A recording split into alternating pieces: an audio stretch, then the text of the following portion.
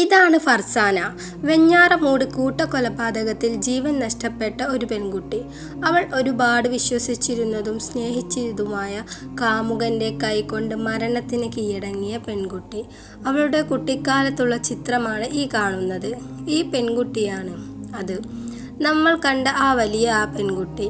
അഫാൻ എന്ന ചെറുപ്പക്കാരൻ അവളെ മൃഗീയമായി കൊലപ്പെടുത്തി. അവൾ അറിഞ്ഞിരുന്നില്ല അവളെ കൊല്ലാൻ വേണ്ടി ജനിച്ചവനാണെന്ന്. അവൾക്ക് അത്രത്തോളം അവനെ വിശ്വാസമായിരുന്നു. അവൾ വെഞ്ഞാറമൂട് സ്കൂളിൽ പഠിക്കുന്ന സമയത്താണ് അഫാനെ പരിചയപ്പെടുന്നത്.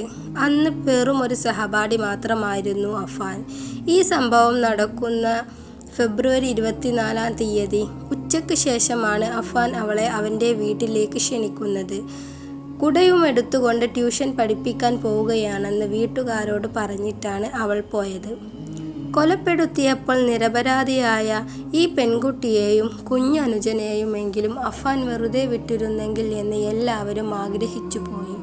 കാരണം അവർ അഫാനോട് ഒരു തെറ്റും ചെയ്തിരുന്നില്ല. ഈ കൊലപാതകത്തിന് ഒരാഴ്ച മുമ്പാണ് ഫർസാന അഫാനു വേണ്ടി തൻ്റെ സ്വർണ്ണമാല അഴിച്ചു കൊടുത്തത്. അത് തിരികെ ചോദിച്ചതു മൂലമാണ് അഫാൻ ഫർസാനയോട് ദേഷ്യം വന്നു തുടങ്ങിയത്. അഫാൻ്റെ സാമ്പത്തിക ബുദ്ധിമുട്ടുകളൊക്കെ ഫർസാനക്കറിയുമായിരുന്നു. അഫാൻ്റെ ഉമ്മ ക്യാൻസർ രോഗിയാണെന്നുള്ളതും അവൾക്കറിയുമായിരുന്നു. അതുകൊണ്ടാണ് ഉമ്മാക്ക് കാണാൻ വേണ്ടി അവളെ തന്ത്രപൂർവ്വം വീട്ടിലേക്ക് വിളിച്ചു വരുത്തിയത്. തന്നെ കൊലപ്പെടുത്താൻ വേണ്ടിയാണ് കാമുകൻ വിളിക്കുന്നതെന്ന് അവൾ സ്വപ്നത്തിൽ പോലും കരുതിയിരുന്നില്ല. അവൻ പറഞ്ഞതിനനുസരിച്ച് അവൻ്റെ വീട്ടിലേക്ക് പോകുന്ന ദൃശ്യങ്ങൾ CCTVയിൽ നമുക്ക് കാണാൻ കഴിഞ്ഞിട്ടുമുണ്ട്. അഫാൻ അവൻ്റെ